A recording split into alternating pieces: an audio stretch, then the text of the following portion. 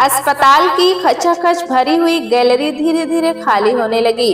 सुरेंद्र ने करवट बदलकर आंखें मूंद ली। पूरी शाम गैलरी से गुजरते उन अनजान अपरिचित चेहरों के बीच कोई जाना पहचाना सा चेहरा ढूंढने का प्रयत्न करते करते जब आंखें निराशा के सागर में डूबने उतराने लगती हैं तो वो इसी प्रकार करवट बदलकर अपनी थकी आंखों पर पलकों का शीतल सुखद आंचल फैला देता है। क्यों करता है ये इंतजार, किसका करता है इंतजार? सो गए बाबूजी? लाइट का स्विच ऑन कर जगत पाल ने कमरे में प्रवेश किया तो जैसे नैराश्य ने अंधकार में भटकते सुरेंद्र के हाथ में ढेर सी उजली उजली किरणें आ गई। कौन? जगत पाल। आओ बैठो बाबूजी, माफ कीजिएगा, बिना पूछे अंदर घुस आया हूँ। बैसाखी के सहारे लंगड़ा कर चलते हुए वो उसके बेड के पास आकर खड़ा हो गया। चेहरे पर वही चिर परिचित सी मुस्कान और उसके साथ लिपटा एक कोमल कोमल सा भाव। धीरे से करवट बदलकर सुरेंद्र ने अपनी निराश व सूनी आंखें उसके चेहरे पर टिका दी। क्या है इस काले स्याह चेहरे के भीतर जो इन थोड़े से दिनों में ही नितांत अजनबी होते हुए भी उन्हें इतना परिचित, इतना अपना अपना सा लगने लगा है? आप शाम के समय इतने अंधेरे में क्यों लेटे थे बाबूजी? मैं समझा शायद सो गए। बस यूं ही सोच रहा था सिस्टर किसी काम से इधर आएगी तो खुद ही लाइट जला देगी। छोटे छोटे कामों के लिए किसी को दौड़ाना अच्छा नहीं लगता जगत पाल। दिन रात फिरकी की तरह नाचती, शिष्ट अशिष्ट हर प्रकार के रोगियों को झेलती उन छोटी छोटी उम्र की लड़कियों के प्रति उनके मन में इन 16 से 17 दिनों में ही न जाने कैसी दया ममता भर आई थी। और सच पूछो तो जगतपाल, कभी कभी मन के भीतर का अंधेरा इतना गहन हो उठता है कि बाहर का ये अंधकार उसे छू भी नहीं पाता। लगता है जैसे अवसाद में डूबा उनका स्वर कहीं गहरे और गहरे डूबता जा रहा था। आप तो बड़ी बड़ी बातें करते हैं बाबूजी, अपने दिमाग में ये सब नहीं घुसता। ये बताइए आज तबीयत कैसी है आपकी? कुछ खाने को मिला या वही दूध की बोतल? उदास वातावरण को जगतपाल ने अपने ठहाके से चीर कर रख दिया। सुरेंद्र का चेहरा खिल गया। हाँ जगतपाल, आज तबीयत बहुत हल्की लग रही है। रात को नींद भी अच्छी आई और जानते हो आज से डॉक्टर ने दूध के साथ ब्रेड खाने की इजाजत दे दी है। 15 दिनों से केवल दूध और बिना नमक मिर्च के सूप पर पड़े सुरेंद्र के चेहरे पर मक्खन लगे 2 स्लाइसेस खाने की तृप्ति और संतुष्टि बिखर आई थी। सच कहता हूँ जगतपाल, दूध पीते पीते इस कदर उकता गया हूँ कि दूध का ग्लास देखते ही उसे लाने वाले के सिर पर दे मारने को जी होता है। बस बस, बहुत अच्छे। अब आप 2-4 दिनों में जरूर घर चले जाएंगे, देख लीजिएगा। उसका चेहरा प्रसन्नता के अतिरेक से चमक रहा था। धीरे धीरे वे सुरेंद्र का हाथ सहलाता रहा।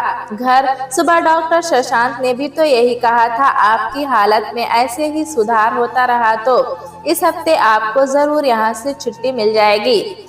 सिरहाने रखा चार्ट देखकर वे अपनी नियमित राउंड पर चले गए थे। तो क्या वे सचमुच फिर से घर जा सकेंगे? किसका घर? कौन सा घर? क्या उनका कोई घर है? एक काम कर दोगे जगतपाल, जरा ये कंबल पांव पर डाल दो, कुछ ठंडी सी महसूस हो रही है। कंबल सुरेंद्र के पैर पर डालकर जगतपाल ने मेज पर पड़ा अखबार उठा लिया और कुर्सी घसीट कर उस पर पसर गया। एक एक खबर जो सुरेंद्र सुबह से न जाने कितनी बार पढ़ चुके थे, अपनी टिप्पणियों सहित जगतपाल उसे सुनाया जा रहा था और सुरेंद्र उसके चेहरे पर दृष्टि टिकाए एकटक उसे घूर रहे थे। आखिर किस मिट्टी का बना हुआ है ये आदमी? अबोध मासूम बच्चे, अनपढ़ भोली पत्नी, सामने मुंह बाए अंधकारमय भविष्य और ये है कि चेहरे पर शिकन तक नहीं पड़ने देता। जगतपाल एक फैक्ट्री में काम करता था। वो लोकल ट्रेन से आवाजाही करता था। रेलवे की स्थिति तो जानते ही हैं। आजीवन कुछ न कुछ हादसा होता रहता है और दशकों पुरानी तकनीक के बल पर विकसित देशों की बराबरी करने के ढोल पीटे जा रहे हैं। जगतपाल एक ट्रेन हादसे में अपनी एक टांग गवा बैठा। 3 महीनों से अस्पताल में पड़ा है। अब चलने फिरने की आज्ञा मिली है तो बैसाखी के सहारे सारे अस्पताल में चक्कर लगाता फिरता है। अपनी जीवन गाथा दोहरा कर हर एक को जीने के लिए उत्साहित किया करता है। टांग चली गई, नौकरी की आशा टूट गई, पर माथे पर चिंता की रेखा तक नहीं आने देता। कहता है फैक्ट्री में नौकरी नहीं रहेगी तो ना सही, मुआवजा तो देंगे। बाबूजी 12 साल हो गए इस फैक्ट्री में खटते खटते, मुआवजे के रुपए से कोई धंधा शुरू करूंगा। उसकी छोटी छोटी आंखों में आत्मविश्वास झलक आता है।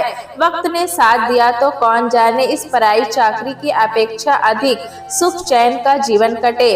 कौन जानता है वक्त कब क्या दिखा दे। और उसकी ये बातें सुनकर सुरेंद्र उसे देखते रह जाते हैं। कितना खुश, कितना मस्त, चिंता और दुख के सागर में डूबकर भी आशा की किरणें ढूंढ निकालता है। नित्य कुछ देर उनके पास आकर हंस बोलकर उन्हें जीवन के प्रति विश्वास दिला जाता है, वरना 24 घंटे अस्पताल की इन सूनी सफेद दीवारों में घिरे घिरे उन्हें ऐसा महसूस होने लगता है जैसे वे दुनिया से कट गए हों।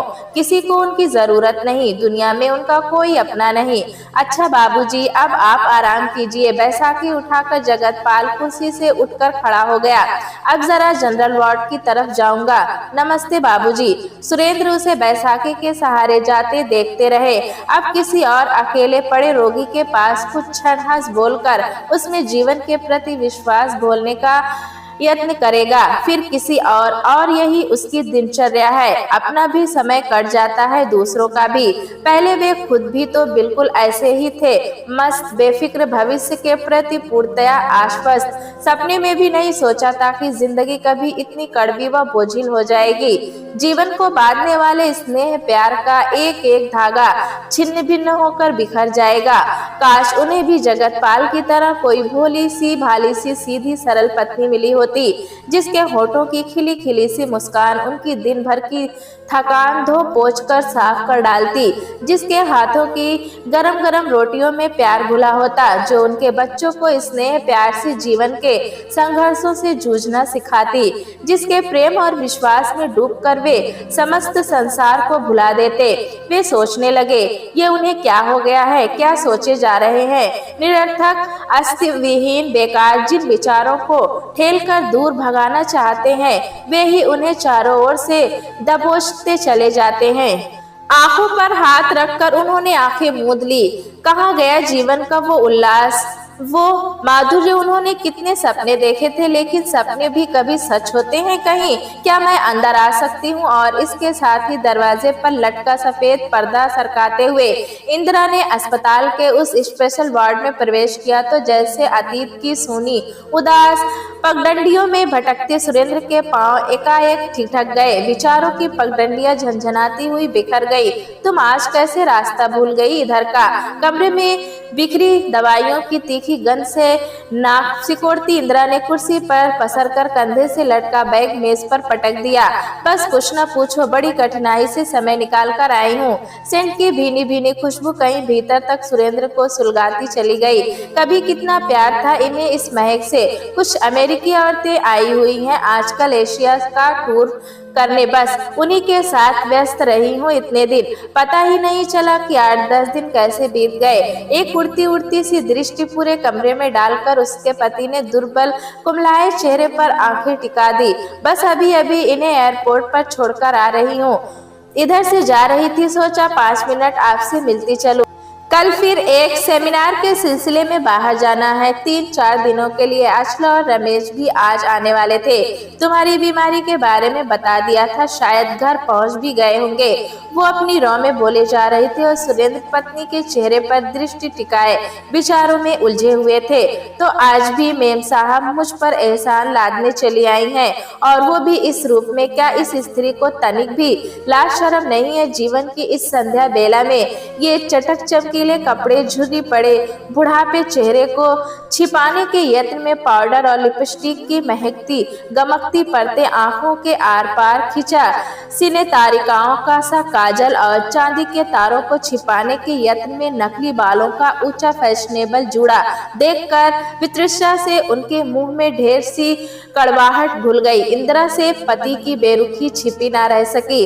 तुम आज भी नाराज हो ना, पर क्या कर सकती हूँ, समय ही नहीं मिलता आने का। मैं तो तुमसे कोई सफाई नहीं मांग रहा हूँ, तो क्या मैं समझती नहीं हूँ तुम्हें? जब देखो मुंह फुलाए पड़े रहते हो। पर सच कहती हूँ कि एक बार उन विदेशी महिलाओं को देखते तो समझते।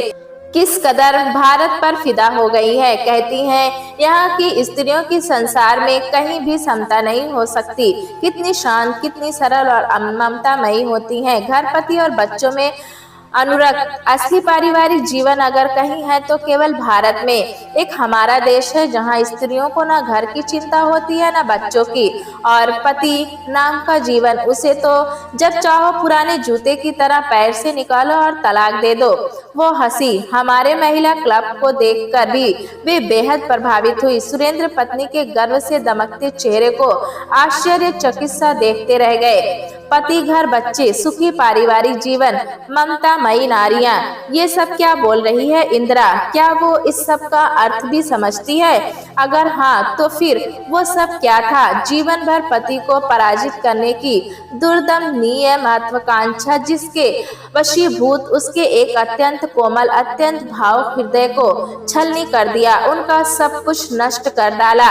तुम्हें किसी चीज की जरूरत हो तो कहो, किसी के हाथ भिजवा दूंगी। मेरा मतलब है कुछ फल वगैरह या कोई किताब, कोई पत्रिका। सुनी सुनी आंखें कुछ पल पत्नी के चेहरे पर जैसे कुछ खोजती रही। जरूरत, डॉक्टर को बुला दो। बस ठंडा उदास स्वर इंदिरा को कहीं गहरे तक सहमाता चला गया। कहिए कोई खास बात? सुरेंद्र ने डॉक्टर सुधीर की आवाज सुनकर आंखों पर से हाथ हटाया। जी हाँ डॉक्टर साहब, इन्हें यहाँ से बाहर कर दीजिए। डॉक्टर सुधीर अचानक सन्न रह गए। सुरेंद्र का कांपता स्वर, उनकी आंखों में छलकता करुण आग्रह। आखिर ये सब क्या है? कैसी अनोखी विडंबना है? पति पत्नी के युगों युगों से चले आ रहे तथा कथित अटूट दृढ़ संबंधों का आखिर ये कौन सा रूप है? मृत्युशैया पर पड़ा व्यक्ति सबसे अधिक कामना अपने सबसे प्रिय, सबसे मधुर संबंधियों के सामने की करता है, और ये व्यक्ति है कि एक असहाय सी दृष्टि उन्होंने इंदिरा पर डाली। लेकिन डॉक्टर, मैंने तो इनसे कोई ऐसी वैसी बात नहीं की। मेरा मतलब है। इंदिरा का चेहरा अपमान से स्याह पड़ गया था। मैं समझता हूँ श्रीमती सुरेंद्र, लेकिन आप जब भी यहाँ आती हैं इनका ब्लड प्रेशर बढ़ जाता है, और इनके ब्लड प्रेशर बढ़ने का अर्थ आप समझती है ना कितना खतरनाक हो सकता है। आज सारी रात ये सो नहीं पाएंगे। कई दिनों के बाद कल रात इन्हें नींद की गोलियों के बगैर नींद आई थी, मगर आज फिर पुरानी हालत हो जाएगी। आप समझने की कोशिश कीजिए। डॉक्टर के नम्रता और शालीनता में डूबे शब्द सुनकर इंदिरा का खून खौल गया। हाँ, मैं खूब समझती हूँ। कितनी कठिनाई से समय निकालकर इन्हें देखने आती हूँ, और ये है कि ठीक है अब नहीं आऊंगी। झटके से पलटकर वो तेज कदम रखती हुई स्पेशल वार्ड के बाहर निकल गई। पत्नी को देखकर आपको इतना उद्विग्न नहीं होना चाहिए मिस्टर सुरेंद्र।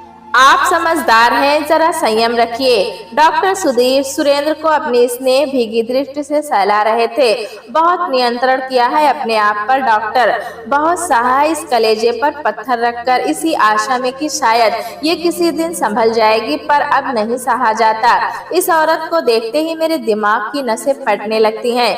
समझ में नहीं आता क्या कर डालूं, उसका गला दबा दूं या अपना। सुरेंद्र बेहद कातर हो उठे थे। आप नहीं जानते डॉक्टर, मेरी इस दशा के लिए पूरी तरह ये औरत जिम्मेदार है। इसने मेरा जीवन बर्बाद कर दिया है, मेरा घर, मेरे बच्चे, मेरा सब कुछ। मैं इसे कभी माफ नहीं कर सकता। डॉक्टर थोड़ा सा ग्लूकोज दीजिए प्लीज। बड़ी तकलीफ हो रही है सीने में, लगता है दिल डूबा जा रहा है जैसे। ग्लूकोज पिलाकर नर्स को नींद का इंजेक्शन लगाने का आदेश देकर डॉक्टर सुधीर चले गए। लेकिन नींद का इंजेक्शन और डॉक्टर के सांत्वना में डूबे शब्द सब मिलकर भी सुरेंद्र के मस्तिष्क की फटती नसों को शांति के सागर में न डुबो सके। इंदिरा ने कुछ पलों के लिए आकर उनकी आर्द्र स्मृतियों के दर्द को फिर से कुरेद कर रख दिया था। यत्न से दबाई चिंगारियां जरा सी हवा पाकर फिर से सुलग उठी थी। तब नई नई नौकरी लगी थी उनकी, नया शहर, नए मित्र, नया काम, सब कुछ नया नया। एक दिन घूम फिर कर लौटे थे तो पिता का पत्र मिला। लड़की देखी है, सुंदर है, बीए कर रही है, घर खानदान अच्छा है, चाहो तो तुम भी आकर देख जाओ। उन्होंने सीधा साधा सा उत्तर लिख दिया था। आप सबने देख लिया, पसंद कर लिया, फिर मैं क्या देखूंगा। पढ़ी लिखी लड़की है, जैसी भी है अच्छी ही होगी, मुझे मंजूर है। इंदिरा की परीक्षा तक उन्हें रुकना पड़ा था। वे कुछ महीने उन्होंने कैसे काटे थे। मन हर समय उल्लास की सतरंगी किरणों से घिरा घिरा सा रहता। विवाह के नाम से कलियां सी चटक लेने लगती, आंखों के कुमार सा उतर आता। वे क्या जानते थे कि ये विवाह उनके जीवन का सबसे बड़ा कंटक बनकर उनके जीवन की दिशा ही मोड़ देगा, उनका सब कुछ अस्त व्यस्त कर डालेगा। फिर एक दिन इंदिरा ने उनके साथ उनके घर में कदम रखा था, जीवन भर साथ देने की अनेक प्रतिज्ञा करके, दुख सुख में कदम से कदम मिलाकर, जीवन में आए संघर्षों से जूझने के वादे लेकर। लेकिन उसके सारे वादे, सारी प्रतिज्ञाएं वर्ष भर के ही अंदर धूल चाटने लगी थी। उन्होंने समझ लिया था कि उनका और इंदिरा का निबाह होना कठिन था। इंदिरा की बड़ी बड़ी महत्वाकांक्षाएं थी, ऊंचे ऊंचे सपने थे जो उनके छोटे से घर की दीवारों से टकराकर चूर चूर हो गए थे। उनका छोटा सा घर, छोटा सा ओहदा, छोटी छोटी इच्छाएं और आवश्यकताएं, कोई भी चीज इंदिरा को पसंद नहीं आई थी। दिन दिन भर पड़ोसियों के साथ फिल्में देखना और मॉल्स के चक्कर लगाना, अथवा किसी के घर में किटी पार्टियों के साथ नए नए फैशन की साड़ियां व गहनों की चर्चा करना, यही थी उसकी कुछ चिर परिचित अभिलाषाएं, जो माता पिता के कठोर नियंत्रण से मुक्त होकर अब स्वच्छंद आकाश में पंख पसार कर उड़ना चाहती थी।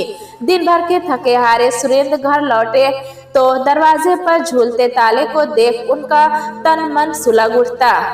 क्या तुम अपना घूमना फिरना 5 बजे तक नहीं निपटा सकती इंदिरा? ओहो, कौन सा आसमान टूट पड़ा जो जरा सी देर इंतजार करना पड़ गया। ताश की बाजी चल रही थी, कैसे बीच से उठकर आ जाती, बोलो। उसका स्वर सुरेंद्र को आर पार चीरता चला जाता। खुद को दिन भर दोस्तों के साथ मटर गश्ती करते फिरते हैं, मैं कहीं जाऊं तो जवाब तलबी होती है। नहीं इंदिरा, मुझे गलत मत समझो, मेरी तरफ से तुम्हें पूरी आजादी है।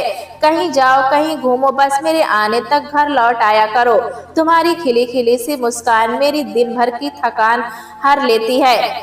सुरेंद्र पत्नी की जिहा का हलाल कंठ में उतारवाड़ी में मिठास सी घोल देते। इच्छाएं तो देखो, मीठी मीठी मुस्कान चाहिए इन्हें, करते हैं क्लर्की और ख्वाब देखते हैं महलों के। ऐसे ही पलक पहाड़े बिछाने वाली का शौक था तो ले आए होते कोई देहाती। मेरी जिंदगी क्यों बर्बाद की। इंदिरा का तीखा स्वर सुरेंद्र के कानों में लावा सा पिघलाता उतर जाता। अंदर ही अंदर तिल मिलाकर वे जबान पर नियंत्रण कर लेते। जितना बोलेंगे बात बढ़ेगी, अड़ोसी पड़ोसी तमाशा देखेंगे। अभी नई नई शादी हुई है और अभी से चुपचाप कपड़े बदल कर वे बिस्तर पर पड़ जाते। वे सोचते, क्या विवाह का यही अर्थ है? दिन भर के बाद घर आओ तो पत्नी नदारत, फिर ऊपर से जली कटी सुनो। क्या शिक्षा का यही अर्थ है कि पति को हर क्षण नीचा दिखाया जाए?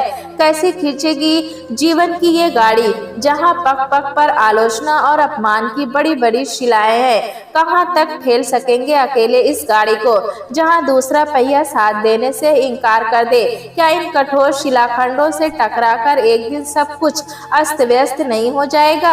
जीवन को हतोत्साहित करने वाले इन निराशावादी के विचारों को धकेलते हुए मन में आशा की किरण भी झिलमिला जाती कि अभी इंदिरा ने जीवन में देखा ही क्या है, सिर्फ माता पिता का स्नेह, बहन भाइयों का प्यार दुलार। गृहस्थी की जिम्मेदारियां बढ़ेंगी तो खुद रास्ते पर आ जाएगी।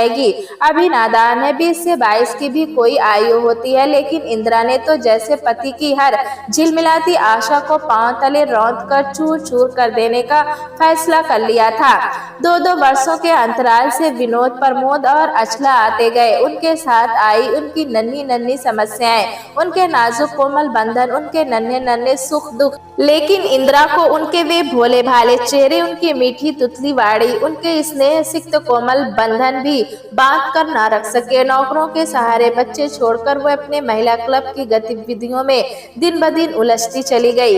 वक्त बेवक्त आंधी की तरह घर में आती और तूफान की तरह निकल जाती। हर दिन एक नया आयोजन, जहां पति और बच्चों का कोई अस्तित्व नहीं था, कोई आवश्यकता भी नहीं थी। शायद इंदिरा गृहस्थी के संकुचित दायरे में बंधकर जीने के लिए बनी ही नहीं थी। उसका अपना अस्तित्व था, अपना रास्ता था, जहां मान था, आदर था, यश और प्रशंसा का फूल मालाएं थी, जहां से उसे वापस लौटा लाने का हर प्रयत्न सुरेंद्र को पहले से और अधिक तोड़ता चला गया था। जब जब वे उसे गृहस्थी के दायित्व के प्रति सजग रहने की सलाह देते, वो क्रुद्ध बाघिन सी भन्ना उठती। तुम चाहते क्या हो? क्या मैं दिन भर अनपढ़ गंवार औरतों की तरह बच्चों और चूल्हे चौके में सिर खपाया करूं? क्या माँ बाप ने मुझे इसीलिए कॉलेज में पढ़ाया था? नहीं तो क्या इसलिए पढ़ाया था कि अपनी जिम्मेदारियां नौकरों और पड़ोसियों पर छोड़कर तुम दिन दिन भर सड़कों की धूल फाकते फिरो? जानती हो तुम्हारा यह घूमना फिरना या सोशल लाइफ इन नन्हे नन्हे बच्चों का भविष्य बर्बाद कर रहा है, इन्हें असभ्य और लावारिस बना रहा है। अनाथ आश्रम में जाकर तुम इन बिन माँ बाप के बच्चों को सभ्य और सुशिक्षित बनाने की शिक्षा दिया करती हो, पर ये क्यों नहीं सोचती कि तुम्हारी अनुपस्थिति में तुम्हारे इन 3 बच्चों का क्या होगा? जानती हो इंदु, भूख लगने पर इन्हें क्या मिलता है? नौकरों की झिड़कियां, थप्पड़। बीमारी में तुम्हारे स्नेह भरे संरक्षण की जगह मिलती है उपेक्षा, अवहेलना, तिरस्कार। सच इंदु, क्या तुम्हें इन अनाथों पर तनिक भी दया नहीं आती? किंतु इंदिरा पर सुरेंद्र के इन तमाम उपदेशों का कोई प्रभाव नहीं पड़ता था।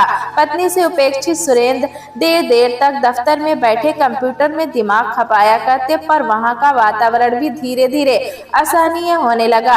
आते जाते फप्तियां कसी जाती। अरे भाई, इस बार तरक्की मिलेगी तो मिस्टर सुरेंद्र को पत्नी शहर की प्रसिद्ध समाज सेविका, बड़े बड़े लोगों के साथ उठना बैठना, अच्छे अच्छे आदमियों का पटरा बैठ जाएगा, देख लेना। वे क्रोध से भनभना उठते, दिल दिमाग सब सुन्न हो जाते।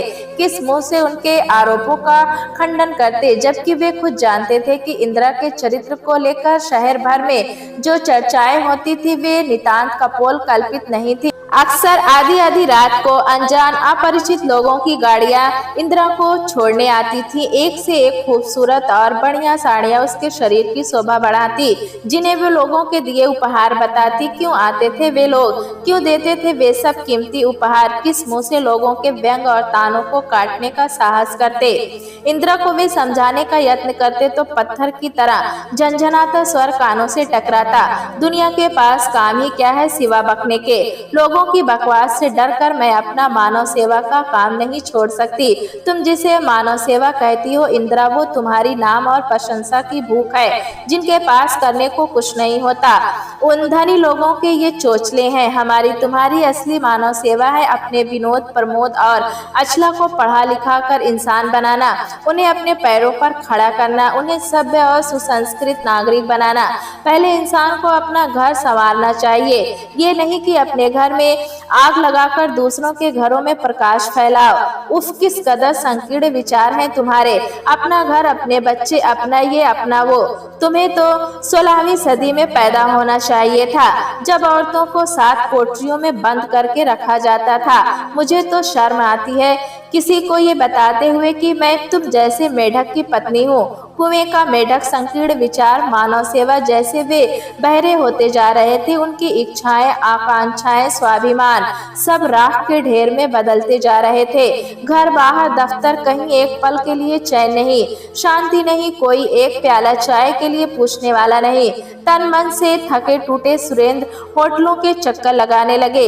एक प्याला गरम चाय और शांति से बैठकर 2 रोटी खाने की छोटी छोटी अपूर्ण इच्छाओं का दर्द शराब में डूबने लगा।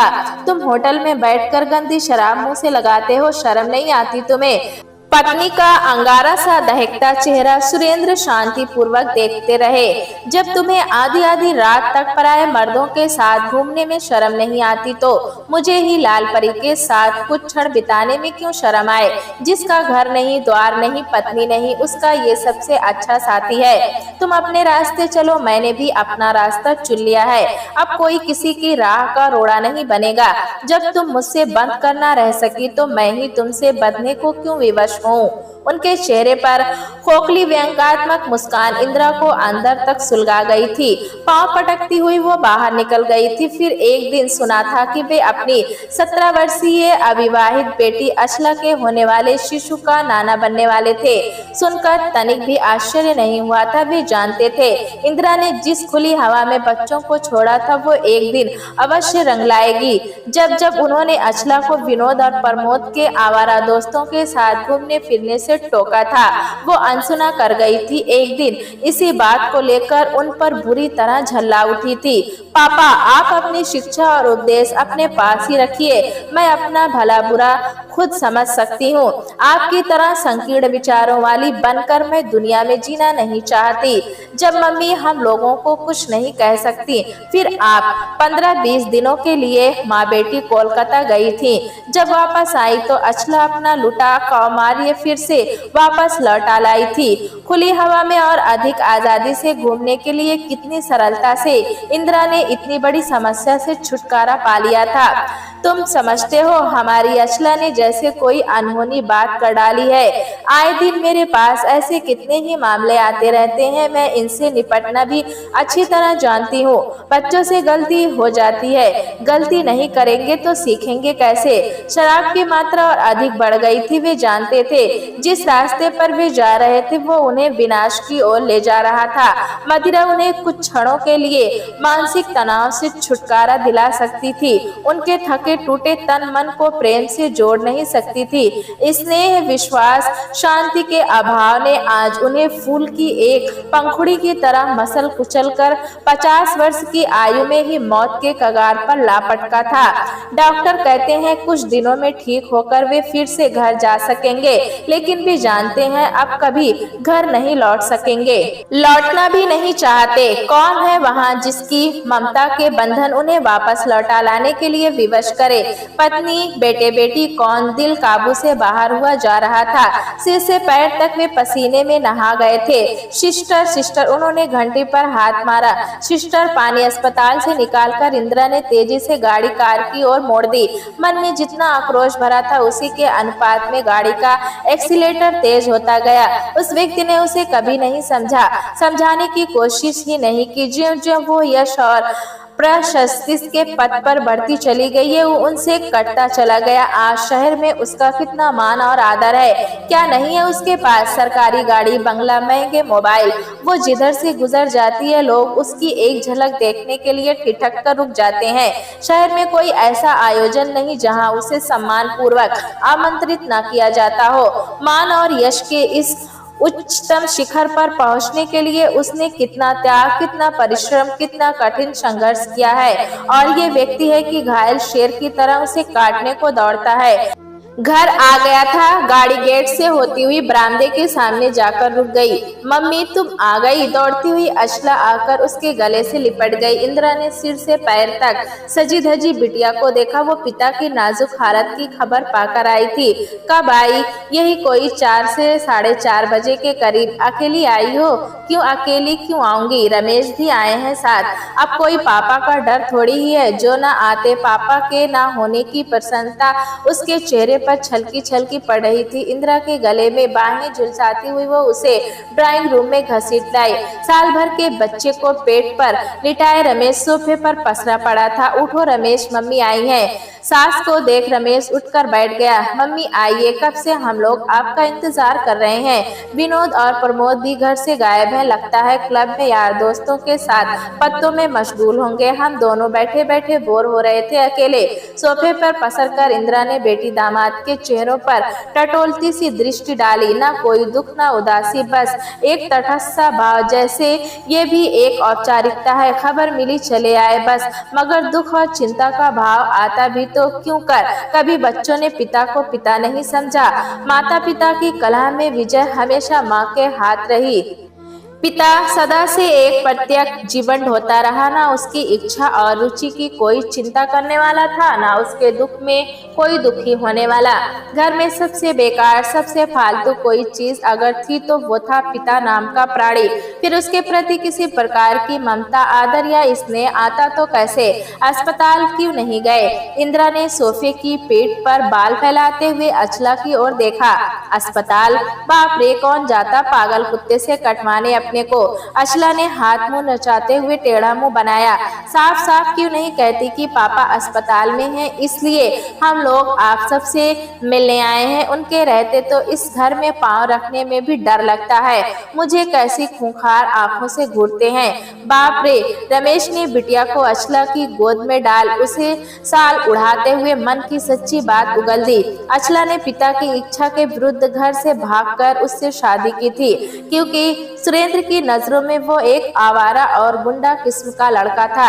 इसी वजह से वो ससुर से घिरा करता था। तुम ठीक कहते हो, आजकल वे सचमुच पागल कुत्ते की तरह काटने दौड़ते हैं। मैंने भी फैसला कर लिया है कि अब अस्पताल नहीं जाऊंगी, शायद जाना भी ना पड़े। जानते हो, डॉक्टर कहते हैं वे 2-4 दिन के मेहमान हैं। इंदिरा ने चाय का घूंट निगलते हुए अशला की ओर देखा। पहला दौरा उन्हें तब हुआ था जब विनोद कॉलेज से उषा को भगाकर मुंबई में बेच आया था। 3 दिनों तक वे घर नहीं आए थे। तीसरे दिन पता चला था होटल में शराब पीते पीते उन्हें दौरा पड़ा था, वहीं से उन्हें अस्पताल पहुंचा दिया गया था। और अब तुम्हारे जाने के बाद उनके इस दूसरे दौरे ने उनके दिल की धज्जियां उड़ा दी है। मैं तो आज तक नहीं समझ पाई इस आदमी को क्या चाहता है, क्या सोचता है, क्या नहीं है इसके पास। निर्लिप्त से स्वर में बोलते बोलते उसने चाय का खाली प्याला मेज पर रख दिया। रात को खा पी कर देर तक ड्राइंग रूम में बैठे सब उधम मचा रहे थे। अचला और रमेश के आगमन की सूचना पाकर उनके मित्र भी मिलने चले आए थे। इंदिरा को सुबह 7 बजे की फ्लाइट पकड़नी थी, सो 6 बजे का अलार्म लगाकर नौकर को सब आदेश दे वे बिस्तर में दुबक गई। सुबह घड़ी के अलार्म की जगह मोबाइल की घंटी टंटनाई तो इंदिरा रजाई फेंक कर बिस्तर से उठ बैठी। हेलो, उधर से आवाज आई। मिस्टर सुरेंद्र अब इस दुनिया में नहीं रहे। ओहो, अच्छा। मोबाइल रखकर कुछ क्षण वो जैसे निर्णय सा लेती रही। इन्हें भी यही वक्त मिला था खबर देने को। बड़बड़ाती हुई वो गुसलखाने में घुस गई। वहां से हाथ मुंह धोकर निकली तो नौकर को पुकारा, देखो रामू, मेरी चाय यहीं दे जाओ और ड्राइवर से कहो गाड़ी तैयार करे, जाने का टाइम हो गया है, समझे। और हाँ देखो, विनोद और प्रमोद को मेरे पास भेज दो जगा कर, कहना बहुत जरूरी काम है, समझ गए। जी कहकर रामू चला गया तो वो ड्राइंग रूम के सामने बैठकर जल्दी जल्दी बालों में कंघी करने लगी। जूड़ा बनाकर उसने होठों पर लिपस्टिक फैलाई हुई थी कि विनोद आंखें मलता सामने आकर खड़ा हो गया। क्या बात है मम्मी, सुबह सुबह नींद क्यों बिगाड़ दी हमारी? क्या हमें जगाए बिना आपकी सवारी सेमिनार में नहीं जा सकती थी? इंदिरा ने लिपस्टिक को फिनिशिंग टच देकर बेटे के चेहरे पर आंखें टिका दी। तुम्हारे पापा नहीं रहे, अभी अभी अस्पताल से फोन आया है। रात को वे बहुत बेचैन रहे और सुबह 4 बजे के करीब डॉक्टरों की पूरी कोशिश के बावजूद उनका हार्ट सिंक कर गया। क्या? विनोद की अधखुली आंखें अब पूरी तरह खुलकर फैल गई थी।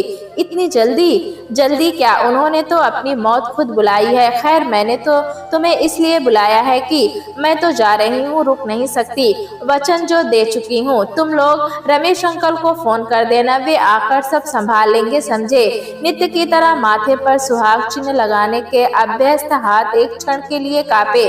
क्या अब भी ये सौभाग्य चिन्ह माथे पर अंकित करना चाहिए? सौभाग्य चिन्ह? कैसा सौभाग्य चिन्ह? क्या इस रूप में? उसने कभी इसे माथे पर अंकित किया था? बस अन्य सौंदर्य प्रसाधनों की तरह जैसे चेहरे पर पाउडर और होठों पर लिपस्टिक लगाती रही, वैसे ही ये भी उसके गोरे उजले माथे पर शोभता रहा। फिर सोचना क्या, हवा में ठिठका उसका हाथ आगे बढ़ा और माथे पर लाल रंग की गोलमोल बिंदी टिका गई। कैसे पति कैसी पत्नी, जब वे अपना रास्ता नहीं छोड़ सके तो मैं ही क्यों छोड़ दूं। साड़ी का पल्ला ठीक करती हुई वो ड्रेसिंग टेबल के सामने से उठी और पर्स उठाकर बाहर निकल गई। देखो विनोद, कोई पूछे तो कह देना जब खबर आई मैं घर से जा चुकी थी, समझे। पलटकर तेज कदम रखती हुई वो सीढ़ियां उतरकर गाड़ी में बैठ गई। अनिश्चय की स्थिति में सकपकाया सा विनोद गाड़ी को गेट से निकलते देखता रहा। क्या मम्मी पापा में कभी कोई संबंध था? अगर हाँ तो फिर कौन सा? प्यारे दोस्तों, कहानी कैसी लगी हमें कमेंट में जरूर बताएं। चैनल पे नए हैं तो एक लाइक और सब्सक्राइब करना ना भूलें।